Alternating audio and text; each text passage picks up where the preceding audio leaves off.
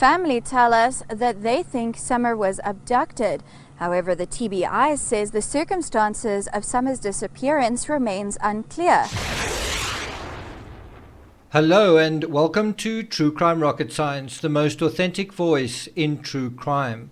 Well, the voice you've just heard there was Bianca Marais. She actually sounds like she's a South African working in Tennessee, and she's 100% right. They're saying that the circumstances, certainly in terms of an abduction, seem unclear, to put it mildly.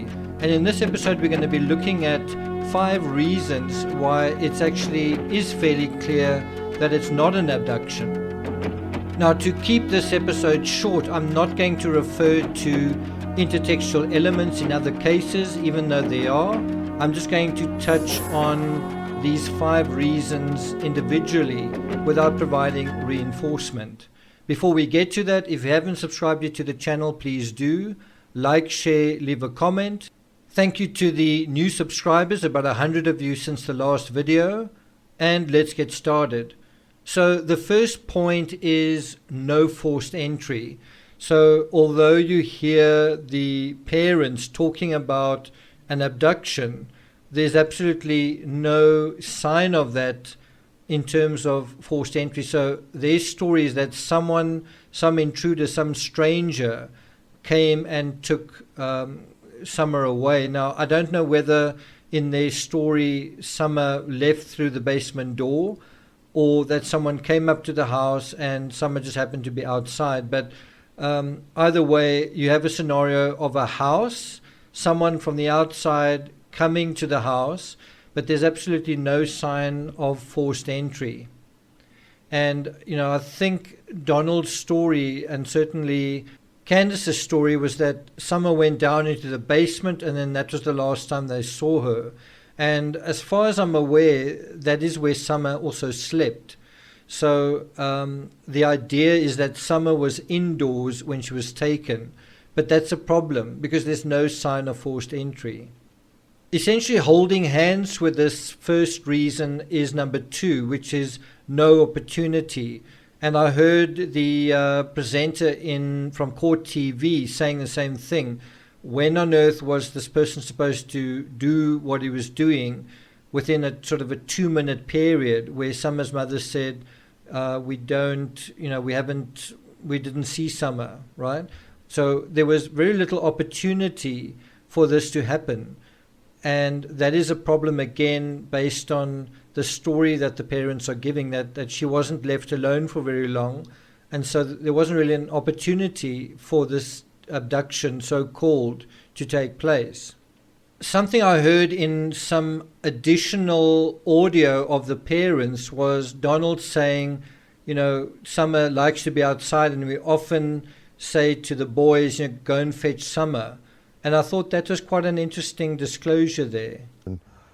I think you can't explain what that love is, but you feel it and you know it, when you're young. And she felt that there, and she loved everybody in that church. Or she loves everybody in that church. I should rephrase that because they'll tear that apart as past tense, and I apologize again for that. I hope she gets to come home, and I hope she gets to be with our church family again. His friend in that church was Robin. She loved her to death. Yeah. So the third area that is a problem is the topography. So if someone arrived there in a vehicle and, obviously if they drove up to the house, you would hear that and probably the dogs would bark or something like that. But if someone then didn't drive up to the house but parked the car at the bottom, you literally have a scenario of someone's got to walk up the hill, and it's almost like a lighthouse on the top. You've got windows, and there are various points where someone can sort of see you coming from a distance from the road below. And so it's just a very unlikely scenario that someone would walk to this, walk over this exposed area onto this promontory, onto this hill, and then, know that there was someone there to take. But the problem is that given the topography, you would then expect something like an eyewitness, and there is nothing like that. Please don't hurt her, please. let her come home. My biggest fear is, her being tormented or locked in a dungeon or basement or something, because she loved to be outside all the time. That was her, unfortunately, her downfall. 'Cause a lot of times the boys would be inside and we'd be like, "Where's Summer? Why'd you leave her out there alone? Go get Summer now." And that's happened over and over again. And we'd come out and she would always be close by, but we was always coming up. She had to be outside. She was an outdoor person. And She loved to be outside. Yep. And I'm so afraid that she's locked away.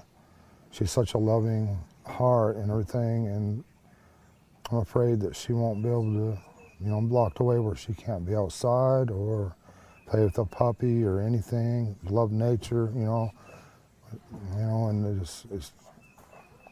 that's my greatest fear, that she's not able to do any of these things anymore, or that she could possibly, I don't want to think she's dead, but it's a possibility. So once again, I'll put a link to the full extended interview. It's around about 12 minutes long, that you can hear, the whole context of what is being said there in the description. But now we go on to the fourth point, which is no witnesses and also no scream. So in a scenario where there was a legitimate abduction, you would expect a child who is being taken to scream, to make a noise. Even if there's a scenario of, a hand over the mouth or something like that, you would expect a scuffle and muffled noises or whatever, and you would expect some sort of sound. You would expect sound, and you'd expect to see something. You'd expect evidence of some kind, whether it's footprints or an eyewitness seeing something. And there is a little bit of a possibility there in terms of this vehicle, this Toyota Tacoma. But the real issue is that even the authorities aren't taking any of this seriously. They don't seem to be looking for an abductor themselves. The other thing is, again, and this leads again to the topography and to some extent the opportunity, is you've got this large area of vacant land. And in a large area of vacant land, anyone crossing that rural territory is going to be seen. It's going to be odd. It's going to be quite strange. What's this person doing here? What is this vehicle doing here, right? And in the wilderness, when a vehicle goes by, people tend to see it because it is something that stands out, right? Not necessarily, because you might say, well, in the wilderness there are not a lot of people. But again, as I say, you've got this house that is at the top of a hill. So any vehicle that was in the area, you would have then expected them to see something. And one thing about rural neighborhoods is things like vehicles and people that shouldn't be there they do tend to stand out. And that brings us to the fifth and final point, which is, I think, the strongest reason, which has got to do with stats. And I really can't overemphasize this aspect enough. The stats invariably point to a family member in cases like this, or someone who's close to the family, someone who's been living with a family, someone who's a extended family member, a friend of the family, something like that. So we're going to start off looking at the missing children statistics from missingkids.org, and in terms of the 2020 statistics, there were something like 29,800 cases of missing children. 91% were runaways, so most children running away from home. I do think that's children older than 5 years of age, though.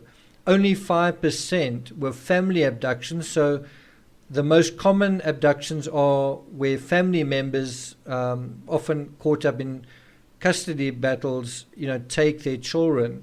3% involve missing young adults, and then less than 1% right? Less than 1% are non-family abductions. So it's a very, very small number. And then there's also issues of sex trafficking. If we go to the statistics from the Polyclass Foundation, these are national child kidnapping facts. 99.8% of children who go missing do come home.